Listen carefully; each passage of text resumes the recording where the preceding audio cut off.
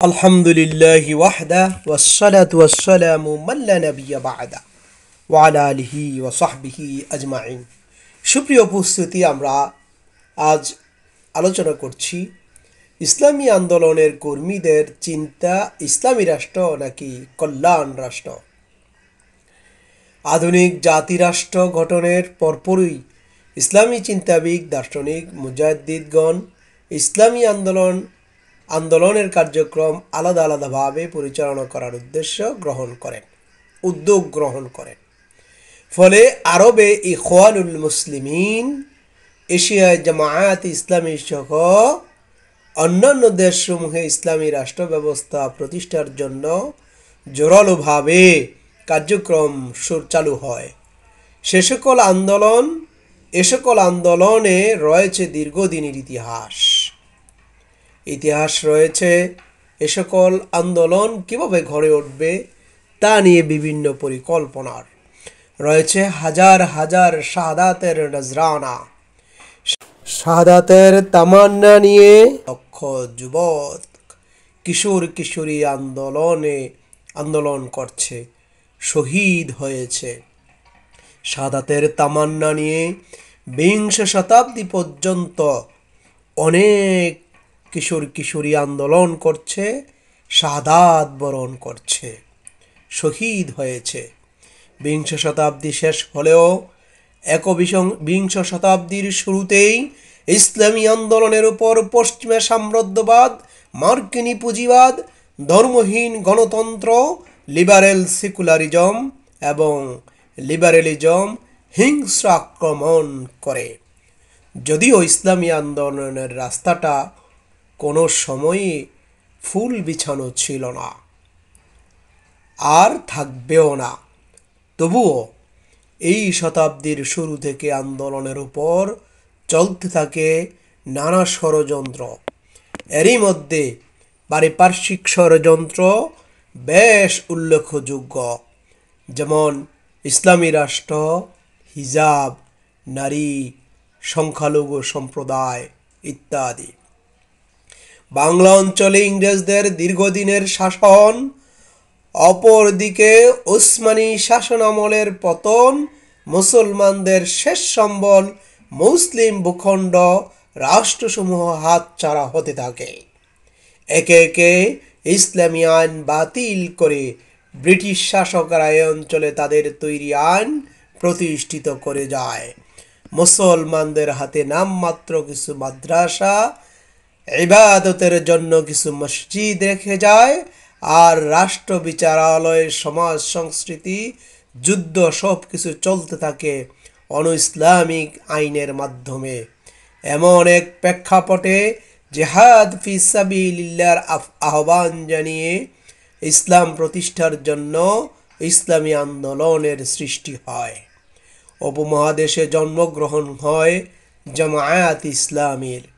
1948 সালে বাংলাদেশ সহ এই অঞ্চলে জামায়াত ইসলামীর কার্যক্রম এবং ছাত্রদের কার্যক্রম শুরু হয় কিছুদিন পর। জামায়াত ইসলামীর মূল লক্ষ্য হলো মানুষের জীবনে যতগুলো দিক বা বিভাগ আছে, সমাজের যতগুলো উপাদান বা সোশ্যাল এলিমেন্ট আছে, আর রাষ্ট্রের যতগুলো অর্গান আছে বা অর্গান অফ স্টেট, পুরোপুরি পৃথিবীর যে ব্যবস্থাপনা আছে এর সকল দিক বিভাগে নবুয়তের হেদায়েতের আলোকে পরিচালিত করা। মানুষের জীবনের সকল দিক বিভাগ, যেমন দর্শন, চিন্তাশক্তি, ধ্যান ধারণা, সাহিত্য, সংস্কৃতি, ধর্ম, নৈতিকতা, আইন, আদালত, যুদ্ধ, সন্ধি, সভ্যতা, সাম্রাজ্য ব্যবস্থা, সমাজ ব্যবস্থা, রাজনৈতিক ব্যবস্থা, অর্থনৈতিক ব্যবস্থা, পররাষ্ট্রনীতি, আচার আচরণ, দৃষ্টিভঙ্গি সব কিছুই পরিচালিত হবে আল্লাহ তাআলার দাসত্ব এবং নবী সাল্লাল্লাহু আলাইহি ওয়াসাল্লামদের হেদায়েতের উপর। এবং একই সাথে সমাজ ও রাষ্ট্র থেকে সকল প্রকার ফাসেক, আল্লাহদ্রোহী নেতৃত্বের মূলোৎপাটন করে তাদের হাত থেকে ক্ষমতা ছিনিয়ে এনে আল্লাহমুখী, আল্লাহ বিরু সৎ ও যোগ্যতা সম্পন্ন লোকদের হাতে ক্ষমতা ফিরিয়ে আনা। ইসলামের এই কাজগুলোকে বলা হয় একামতে দিন বা দিনের হক, কিংবা হুকুমতে ইসলামিয়ার কাজ। অন্যান্য ভাষায় এটি হলো ইসলামী খেলাফত প্রতিষ্ঠার আন্দোলন। আর এই কাজের নামই হলো কোরআনের পরিভাষায় বলা হয় জিহাদ ফি সাবিলিল্লাহ। এটি হলো শাহাদাতে হক, এটি হলো ইকামাতে দিন, এটি হলো তাজদীদ দিন। এবং এই কর্মসূচি বাস্তবায়নের ফল হলো একটি ইসলামী রাষ্ট্র। আমাদের আলটিমেট গোল বা লক্ষ্য হলো ইসলামী রাষ্ট্র কায়েম করা। আমরা যেহেতু ইসলামী রাষ্ট্র নিয়ে আলাপ করব, সুতরাং এই টার্মের মধ্যেই আমরা থাকি, অথবা এই বিষয়ের মধ্যে আমরা থাকি। পৃথিবীর প্রথম ইসলামী রাষ্ট্র প্রতিষ্ঠা করেন প্রিয় নবী হজরত মুহাম্মদ মুস্তাফা সাল্লাল্লাহু আলাইহি ওয়াসাল্লাম। পরবর্তীতে এই রাষ্ট্রের বিস্তারিত রূপ হলো খিলাফাতুন আল মিনহাজুন নবুওয়া এর অন্তর্ভুক্ত ভূখণ্ড হলো। এই শাসন ব্যবস্থা শেষ হওয়ার পরই উমাইয়া, আব্বাসি, মোগল আমল, সুলতানি আমল কোনো না কোনোভাবে বিভিন্ন মাত্রা ও সীমাবদ্ধতার মধ্যে ইসলামী ধারার রাষ্ট্র ছিল, এবং এই রাষ্ট্রগুলো বিভিন্ন সময়ে মানবতার নৈতিক শিক্ষা, শিল্প, জ্ঞান চর্চা, ব্যবসা বাণিজ্য, সাহিত্যে মুসলমানদের সার্ভ করেছে বা মুসলমানদের বিভিন্ন খ্যাতি অর্জন করেছে। ক্রুসেডাররা ইসলামী শাসনের অন্তর্ভুক্ত ভূখণ্ডের বিরুদ্ধে সামরিক ষড়যন্ত্র শুরু করে। শুধু সামরিক যুদ্ধই নয়, এমনকি তারা এ ধরনের ঘৃণ্য প্রপাগান্ডায় মেতে ওঠে যে ইসলামী রাষ্ট্রের বিরুদ্ধে বিংশ শতাব্দীর গোড়ার দিকে ইসলাম ও মুসলমান এবং অটোমান সাম্রাজ্যের বিরুদ্ধে পশ্চিমা শক্তি অন্যান্য শক্তিগুলো খোলাখুলিভাবে আক্রমণে যায়, যার সর্বশেষ সংস্কার হলো ইসলামী রাষ্ট্র জিহাদ ফি সাবিলিল্লাহ। একবিংশ শতাব্দীর শুরুতে ওয়ার অন টেরর এরপর এটা ভিন্ন মাত্রা পায়। তখন পশ্চিমারা নিজেদের সৃষ্টি করা আইএসের মাধ্যমে এটিকে ক্লোন ইসলামী রাষ্ট্রের ক্রিয়েট করে, যার ভিত্তি ছিল মুসলমানদেরকে হত্যা করে ক্ষমতা দখল করা। এদের পুঁজি পশ্চিমা শক্তি ইসলাম ও মুসলিমদের বিরুদ্ধে মুসলিম বিশ্বের উপর প্রপাগান্ডা পরিচালনা শুরু করে। এখান থেকেই তারা এ ধরনের ভয় সৃষ্টি করেছে যে বিশ্বব্যাপী ঠিক তখনই মুসলমানরা ইসলামী রাষ্ট্র শব্দগুলির মধ্যে এক ধরনের ট্যাবু আবিষ্কার করে বা ট্যাগ বসিয়ে দেয়, যা শেষ পর্যন্ত মুসলমানদের জন্য ব্যাপক ক্ষতির সম্মুখীন হতে হয়। আর এর ব্যাপক প্রভাব পড়ে মুসলমান জনগোষ্ঠী ও ইসলামী আন্দোলনের উপর, যার ভুক্তভোগী বেশিরভাগ বাংলাদেশে ইসলামী আন্দোলন। আমেরিকা, পশ্চিমা গোষ্ঠী, ভারতীয় আধিপত্যবাদ, এই তিনটি শক্তির কাছে মূল শত্রু হলো আল ইসলাম। আর বাংলাদেশের মূল ওদের পাপ চাটা সরকারই দীর্ঘকাল প্রতিষ্ঠিত ছিল। ফলে এই শক্তি আমাদের রাজনৈতিক, ইসলামিক কালচার এবং নৈতিক সকল ক্ষেত্রে পরাজিত করতে মরিয়া হয়ে থাকত। এজন্য তারা ইসলামী রাষ্ট্র, হিজাব, নারী, সংখ্যালঘু, ফ্রি মিক্সিং, সমকামিতা ইত্যাদি বিষয়ের সাথে সাথে সবসময় ওতপ্রোতভাবে জড়িত থাকত, এবং এই ট্রামগুলি দিয়ে ইসলামী আন্দোলনের ইসলামের শত্রুদের সাহায্যে কোণঠাসা করে রাখত, ইসলামী আন্দোলনকে কোণঠাসা করে রাখত। হাল আমলে এজন্যই আমরা কল্যাণ রাষ্ট্র বা হিজাবের ব্যাপারে সরলতা ও নারী পুরুষের প্রাধান্য নিয়ে বিভিন্ন ধরনের পারিপার্শ্বিক কথা শুনতে পাই। এরই মধ্যে সবচাইতে বেশি শোনা যায় কল্যাণ রাষ্ট্র শব্দটি। দেখুন, প্রথমেই বলা যাক, ইসলাম একটি কল্যাণমুখী জীবন ব্যবস্থার নাম। আল্লাহ সুবহানাহু তাআলা বলেছেন, ইন্নাদ-দীনা ইনদাল্লাহিল ইসলাম, নিশ্চয়ই আল্লাহ তাআলার নিকট সর্বোচ্চ দিন হলো ইসলাম। তবে ইসলামের দৃষ্টিতে কল্যাণ কি? এটি একটি গুরুত্বপূর্ণ প্রশ্ন। ইসলামের দৃষ্টিতে কল্যাণ বা খাইর হলো সেই কাজ, যেই কাজ একজন ব্যক্তিকে সর্বোচ্চ শান্তি, সুবিচার, পবিত্রতা ও পরকালের নাজাতের নিশ্চয়তা প্রদান করে থাকে। কল্যাণের পথ হলো সেই পথ যেই পথ পবিত্র, নৈতিকতা সম্পূর্ণ, আজাদির পথ। ইসলামে আজাদ বলা হয় সেই পথ বা ব্যক্তিকে যা দুনিয়ার গোলামিতে নিমজ্জিত না থেকে কেবল এক ইলাহ, এক রবের দাসত্ব বন্দেগী করে। সূরা আরাফে আল্লাহ সুবহানাহু তাআলা সূরা আরাফের ৩ নম্বর আয়াতে আল্লাহ সুবহানাহু তাআলা বলেন, اتبعوا ما أنزل إليكم من ربكم ولا تتبعوا من دونه أولياء قليلا ما تذكرون। আয়াতের ব্যাখ্যায় তাফহিমুল কোরআনে এই কথাটি বলা হয়েছে এখানে রবকে অনুসরণ না করে অন্য অভিভাবককে অনুসরণ করতে নিষেধ করা হয়েছে। দুনিয়ায় একজন ব্যক্তির অভিভাবক একজনই, তার রাজনৈতিক ক্ষেত্রে হোক কিংবা অরাজনৈতিক ক্ষেত্রে হোক কিংবা রাষ্ট্রীয় প্রশাসনিক ক্ষেত্রেই হোক।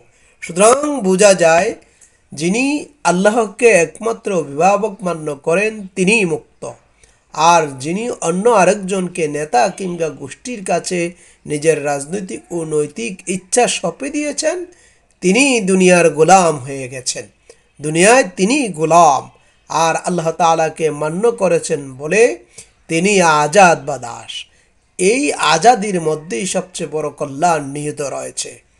এরকম ফজরের 2 রাকাত সুন্নতে কল্যাণ, দোয়ার কল্যাণ, কোরআন শিক্ষা দানে কল্যাণ, কোরআন শিক্ষা অর্জনে কল্যাণ, সাদাকা দানে কল্যাণ, জিহাদের মগ্ন থাকায় কল্যাণ ইত্যাদি পর্যালোচনা করলে দেখা যায় যে ইসলামে কল্যাণের দৃষ্টিতে মূলত একটি আধ্যাত্মিক বা স্পিরিট উৎপাদন হয় এবং একটি শক্তি সবসময় ইসলামের বিভিন্ন অনুষঙ্গের সাথেই ব্যবহৃত হয়ে আসছে।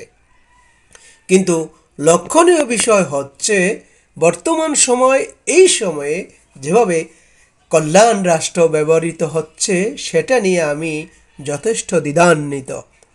যথেষ্ট দ্বিধান্বিত। মুসলমানদের জন্য, ইসলামী আন্দোলনমুখী দলের জন্য এমন একটি রাষ্ট্র অতটুকু কল্যাণকর, প্রথম ইসলামী রাষ্ট্রের ধারণা বিকল্প হিসাবে কল্যাণ রাষ্ট্র বা ওয়েলফেয়ার স্টেট শব্দটি ব্যবহার করা হচ্ছে। এই ওয়েলফেয়ার স্টেটটি মূলত কি? ওয়েলফেয়ার স্টেট বা কল্যাণ রাষ্ট্র দ্বিতীয় বিশ্বযুদ্ধের সময় উইলিয়াম চ্যাম্পল নামক জনৈক ব্যক্তি তার বইয়ে সর্বপ্রথম ওয়েলফেয়ার স্টেট সেই কথাটি কল্যাণ রাষ্ট্র শব্দটি প্রবর্তন করেন। তখন থেকে এটি জনপ্রিয় হতে থাকে। প্রচলিত ধারায় ওয়েলফেয়ার স্টেট এর মূল প্রতিপাদ্য বিষয়: 1. সামাজিক ন্যায় বিচার, 2. সামাজিক নিরাপত্তা, 3. সর্বজনীন কল্যাণ, 4. অর্থনৈতিক নিরাপত্তা, 5. মানবিক মর্যাদা, 6. উন্নয়ন, 7. গণতন্ত্র, 8. ব্যক্তি স্বাধীনতা, 9. সামাজিক বীমা, 10. দারিদ্র্য বিমোচন ইত্যাদি। উক্ত পরিভাষাগুলো আমরা আমাদের দেশে হরহামেশাই ব্যবহার করে থাকি। আমরা হরহামেশাই এগুলির ব্যবহার পেয়ে থাকি, যেমন সাম্য, মানবিক মর্যাদা, শান্তি, সম অধিকার, সামাজিক ন্যায় বিচার প্রভৃতি শব্দগুলো এর কাছাকাছি শব্দ। প্রশ্ন হচ্ছে, ইসলামে ন্যায় বিচার, আদালত, মিজান, ইনসাফ, হক, ন্যায্যতা, ইলমে নফসের স্বাধীনতা, ইলমে হুকুমত, আমির, কাজী ইত্যাদির মতো এত ওজনদার শব্দগুলো বাদ দিয়ে পশ্চিমা বিশ্বের কাছে থেকে ধার করা, কর্জ করা, গরিব শব্দগুলো ইসলামী আন্দোলনের সাথে কেন ব্যবহার হচ্ছে? খোদ পশ্চিমা রাষ্ট্রই কল্যাণ রাষ্ট্রের অনেক সমালোচনা রয়েছে। খোদ পশ্চিমা রাষ্ট্রগুলি কল্যাণকর রাষ্ট্র বা কল্যাণ রাষ্ট্র হতে পারে না। প্রখ্যাত অর্থনীতিবিদ মোহাম্মদ ওমর চাপড়া তার বইয়ে আমাদের উচ্চতর সিলেবাসে রয়েছে ইসলাম অ্যান্ড দ্য ইকোনমিক চ্যালেঞ্জ বইটিতে তিনি ওয়েলফেয়ার স্টেট এর সমালোচনা করেছেন এবং লেইজেস্ট ফেয়ার নীতি বা লেইজেস্ট ফেয়ার, যা পুঁজিবাদ একটি অর্থনৈতিক দর্শন, তিনি এর বিরোধিতা করেছেন। রাষ্ট্রবিজ্ঞানী, অর্থনীতিবিদ, বিভিন্ন ইসলামিক চিন্তক বলেছেন আধুনিক কল্যাণ রাষ্ট্রের ভিত্তি মূলত ধর্মনিরপেক্ষতা নীতির উপর প্রতিষ্ঠিত। Mohammad Omar Chapra towards a just minority system বইতে লিখেছেন কল্যাণ রাষ্ট্রের অর্থনৈতিক মূল সুদ ভিত্তিক অর্থনীতি। এছাড়া ধর্মীয় নৈতিকতাহীন এই ব্যবস্থায় পারিবারিক সামাজিক মূল্যবোধের অবক্ষয় আনতে পারে। যেহেতু ধর্মহীন নীতির উপর বিশ্বাসী, সেই তো এটি পারিবারিক বন্ধন ধ্বংস করতে পারে। অতিরিক্ত ব্যক্তি স্বাধীনতার স্লোগানের জন্ম দিয়ে এটি মানুষকে নফস নির্ভরতার দিকে ডাকে এবং সবচাইতে বড় বিষয় হলো এই কল্যাণ রাষ্ট্র কর ভিত্তিক, জাকাত ভিত্তিক নয়। কল্যাণ রাষ্ট্রের ধারণা ভোগবাদী, পুঁজিবাদীর দিকে আহ্বান করে। এর মধ্যে মুসলমানদের মুক্তি নয়, কারণ মুসলমানদের মুক্তি হলো একমাত্র জাকাত ভিত্তিক অর্থনীতি ব্যবস্থার মধ্যে। এমনকি আধ্যাত্মিক কোনো উন্নতি সাধনও এর মূল উদ্দেশ্য নয়। সুতরাং আধুনিক ওয়েলফেয়ার স্টেট বা কল্যাণ রাষ্ট্রের মূল ধারণা মূলত পশ্চিমাদের করা ফাঁপা বুলি ছাড়া আর কিছুই নয়। এটি কল্যাণের নামে লিবারেলিজম বা পুঁজিবাদের লালন করা হয়ে থাকে। এখানে আমরা একটু দেখি পৃথিবীতে বর্তমান কোন কোন রাষ্ট্রকে কল্যাণ রাষ্ট্র বলা হয়।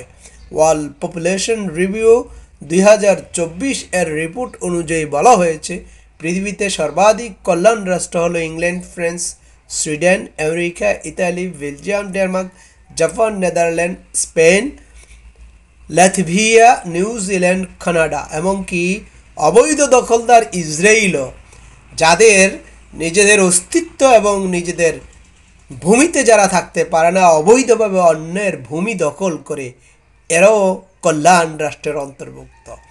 এর অন্তর্ভুক্ত করা হয়েছে। জেনে রাখা ভালো, এসব রাষ্ট্রের অর্থনীতি অনেক ভালো, সামাজিক নিরাপত্তা অনেক ভালো, ব্যক্তি স্বাধীনতা, সাম্য, মানবাধিকার ইত্যাদি অনেক ভালো।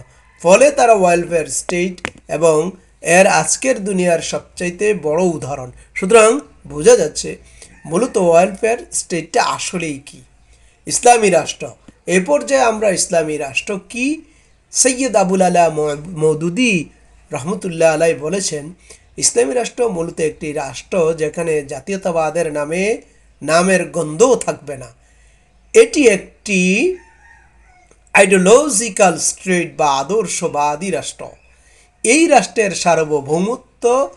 সার্বভৌমত্বের একক দাবিদার আল্লাহ তাআলা। এই রাষ্ট্রের সর্বোচ্চ আইন প্রণেতা প্রয়োগকারী প্রধান হলেন মুহাম্মদ আরবি সৈয়দুনা মুহাম্মদ রাসূলুল্লাহ সাল্লাল্লাহু আলাইহি ওয়াসাল্লাম। আর সর্বোচ্চ তাকওয়াবান কর্মী হলেন এই রাষ্ট্রের কর্মকর্তাগণ। তিনি ইসলামী হুকুমত কিস তারা কায়েম হোতা হয় বইয়ে উল্লেখ করেছেন। ইসলামী হুকুমত কিস তারা কায়েম হোতা হয় বইয়ে উল্লেখ করেছেন ইসলামী রাষ্ট্রের মূল কথা হলো এই বিশ্ব সাম্রাজ্য আল্লাহর, এখানে কোনো ব্যক্তি বা জাতি বা গোষ্ঠী কিংবা কোনো মানব জাতির সার্বভৌমত্বের উপর কোনো অধিকার নেই।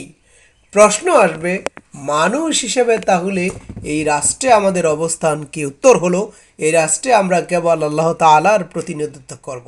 আল্লাহ সুবহানাহু ওয়া তাআলা বলেছেন ইন্নী জাইলুন ফিল আরদি খলিফা, আমি জমির মধ্যে খলিফা বা প্রতিনিধিত্ব সৃষ্টি করতে চাই, পাঠাতে চাই। এই আয়াতের ব্যাখ্যায় এই কথাটি ফুটে এসেছে যে আমরা হলাম এই জমিনের মধ্যে কেবলমাত্র খলিফা বা আল্লাহর প্রতিনিধিত্বকারী।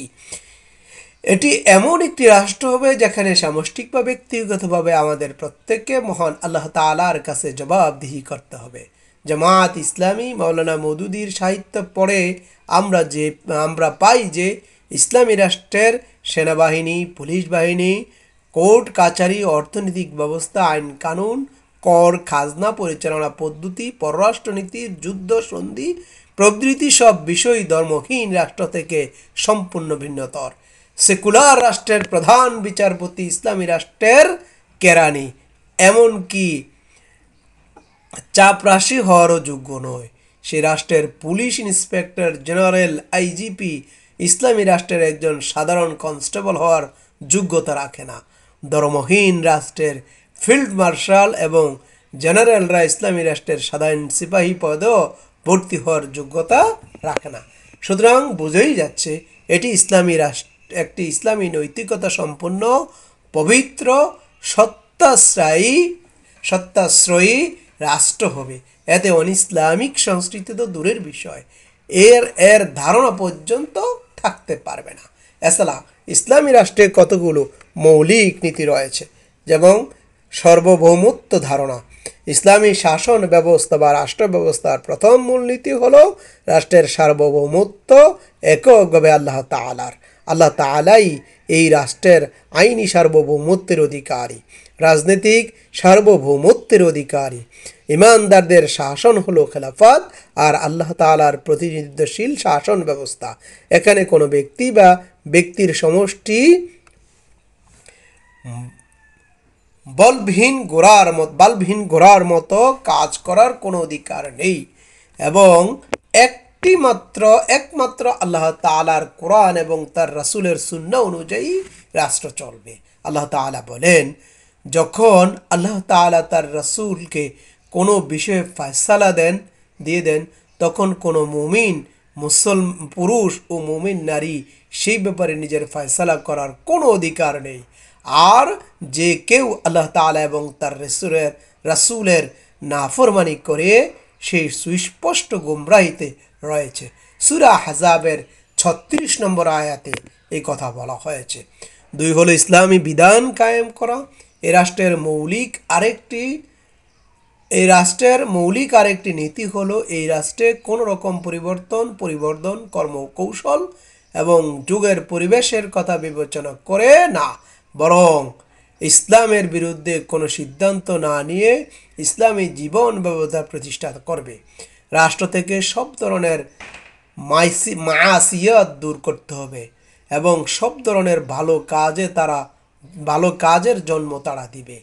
এই মূলনীতি নিয়ে আল্লাহ তাআলা বলেন, এরা এমন সব লোক যাদের আমি যদি পৃথিবীতে কর্তৃত্ব দান করি তাহলে এরা নামাজ কায়েম করবে, যাকাত দেবে, ভালো কাজের আদেশ দিবে, খারাপ কাজের নিষেধ করবে, আর সমস্ত বিষয়ের পরিণাম আল্লাহ তাআলার হাতে।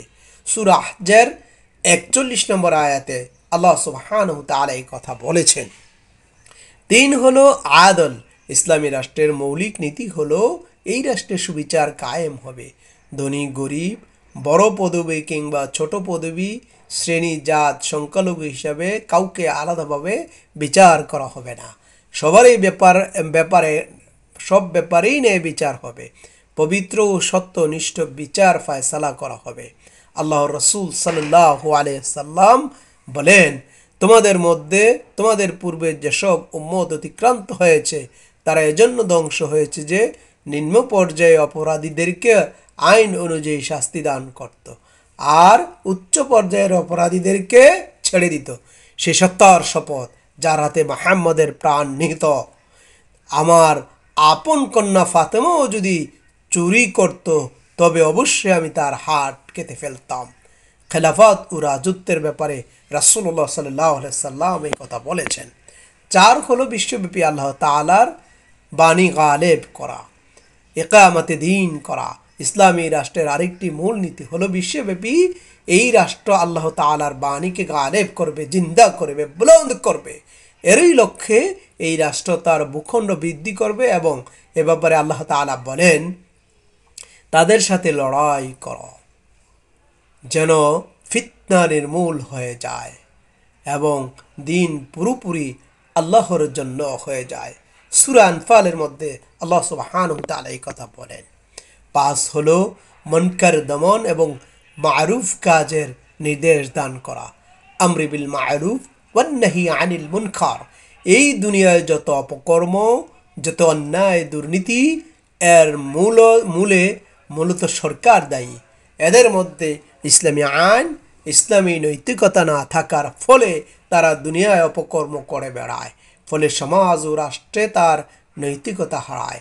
রাষ্ট্রে ইসলামের অনন্য কাজ হলো সকল পাপাচার, দুর্নীতি, অনিকতা, অন্যায়, জুলুম, খুন, দর্শন সব কিছু সমূলে উৎপাটন করে তৎসলে ভয় ও ডরহীন সমাজ প্রতিষ্ঠিত করা এবং আমল, আখলাক, সততা, ন্যায়, ইনসাফ, আদল প্রতিষ্ঠিত করা।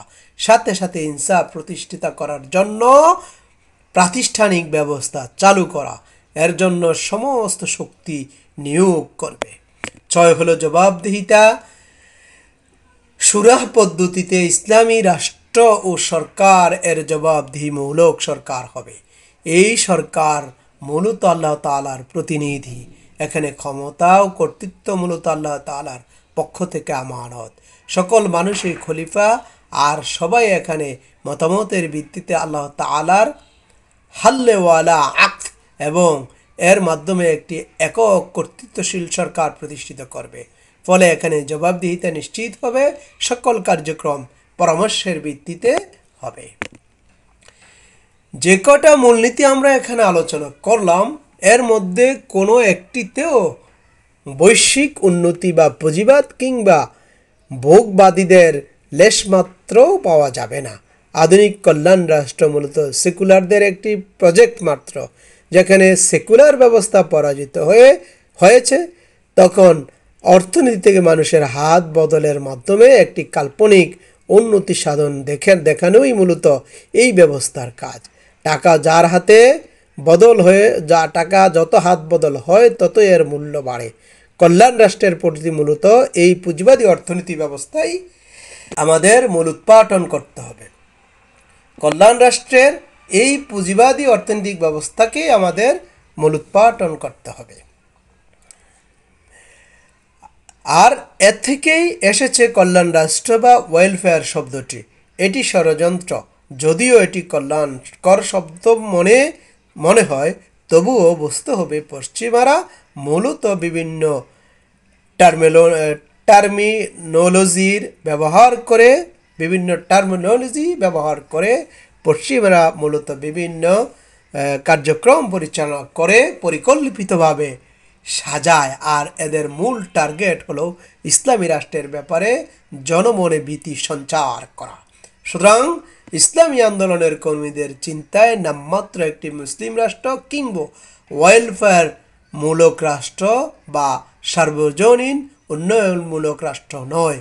তাদের মন মগজে মনস্তাত্ত্বিকভাবে একটি পরিপূর্ণ ইসলামী রাষ্ট্র থাকবে, যা মূলত আল্লাহ তাআলার কর্তৃক প্রদত্ত রাসূল সাল্লাল্লাহু আলাইহি সাল্লামের মাধ্যমে প্রদর্শিত রাষ্ট্র।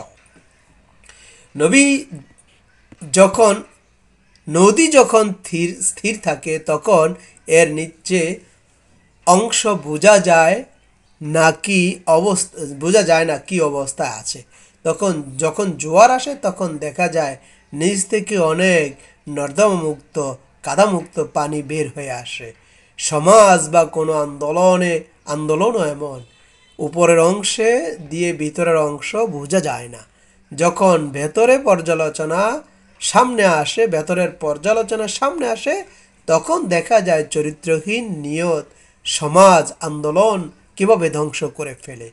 সময় ও ক্ষণ যদিও স্থির আছে, এর নিচের অংশে কি বোঝা যাচ্ছে না।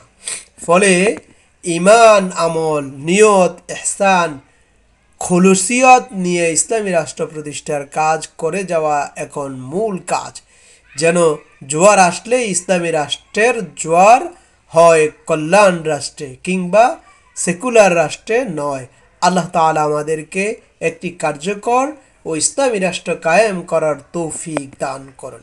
সুপ্রিয় দর্শক শ্রোতা, এতক্ষণ পর্যন্ত ইসলাম ও কল্যাণ রাষ্ট্রের যে আলোচনা আমি আপনাদের সামনে উপস্থাপন করলাম, আল্লাহ যেন আমাদেরকে সঠিক ইসলামী আন্দোলনের মাধ্যমে ইসলামী এবং কল্যাণকর রাষ্ট্র ইসলামী আন্দোলন এবং ইসলামী রাষ্ট্র প্রতিষ্ঠার মাধ্যমে আমাদেরকে দেশ ও জাতির জন্য ইসলামের মডেল শক্তি হিসাবে নিজেদেরকে উপস্থাপন করতে পারি, সেই প্রত্যাশায় শেষ করছি।